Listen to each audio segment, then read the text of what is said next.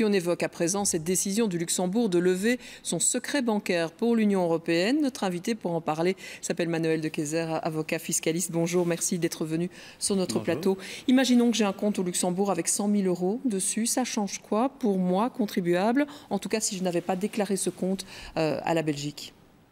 Eh bien, dorénavant, la Belgique sera informée de la détention du compte. Le contribuable payera un impôt de 25%. S'il a gardé son compte à l'étranger, il déclarera simplement chaque année les intérêts que le Luxembourg aura par ailleurs renseignés à la Belgique. Donc il n'aura pas intérêt à se tromper. C'est l'habitude actuellement. Le Luxembourg, effectivement, ne divulgue pas le nom de l'épargnant, mais effectivement effectue un précompte de 35% sur les intérêts perçus et rétribue une partie, 75% de cette somme en tout cas, à la Belgique. Donc la Belgique recevait déjà de l'argent, même si on avait placé son argent au Luxembourg de façon anonyme. C'est tout à fait exact. Donc dorénavant, ce ne sera plus ce précompte européen qui sera perçu, ce sera le précompte belge, puisqu'aujourd'hui, en payant... Qui est moins important. 1% de moins. Mais aujourd'hui, tout en payant le précompte européen, on reste en infraction par rapport à la législation belge. Donc, le but est peut-être pour le contribuable de se mettre en règle. C'est ce que vous conseillez ?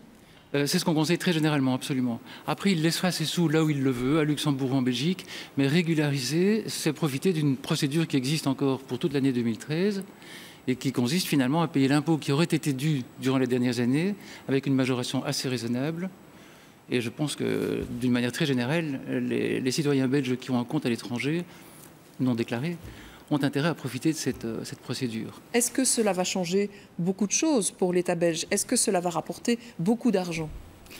Ça n'est pas certain, mais par contre, ça va rendre officiel l'ensemble des rouages financiers de l'économie. Plutôt que d'avoir ce que certains soupçonnent être des gros trous noirs de l'économie, de la finance, ce qui n'est peut-être pas vrai. Les sommes ne sont peut-être pas aussi importantes qu'on le pense, mais tout deviendra officiel et pourra rentrer dans l'économie, être investi, être donné. Alors qu'aujourd'hui, ces sommes sont en général un peu paralysées sur les comptes bancaires non déclarés des résidents belges. Cela dit, cette mesure du Luxembourg ne concerne que les particuliers, pas les entreprises, pas les gros montages financiers qui sont généralement faits pour éluder l'impôt. Donc finalement, l'évasion fiscale, elle existe, elle existera toujours. Oui, mais attention, le Luxembourg est un pays européen normalement taxé qui est soumis et qui se soumet délibérément à un ensemble de contrôles. Ça n'est pas le Panama ou les îles Grenadines. C'est un État qui, au même titre que l'Allemagne ou la Belgique, perçoit un impôt des sociétés. Les sociétés ont une comptabilité, elle est rigoureusement tenue. Donc la fraude, elle n'est pas là. La fraude, elle est souvent dans des sociétés ailleurs, plus exotiques. Dans d'autres paradis fiscaux. Il y a juste cette notion d'anonymat, finalement, qui est abandonnée. Absolument, mais qui est très chère au cœur des Belges. Pour vivre heureux, vivons cachés, pensent de nombreuses personnes, et ils ont raison. En tout cas, dorénavant, ils pourront garder leurs sous à l'étranger, mais il est hautement recommandé qu'ils passent par cette procédure d'officialisation, et donc la Belgique connaîtra l'existence de ces fonds.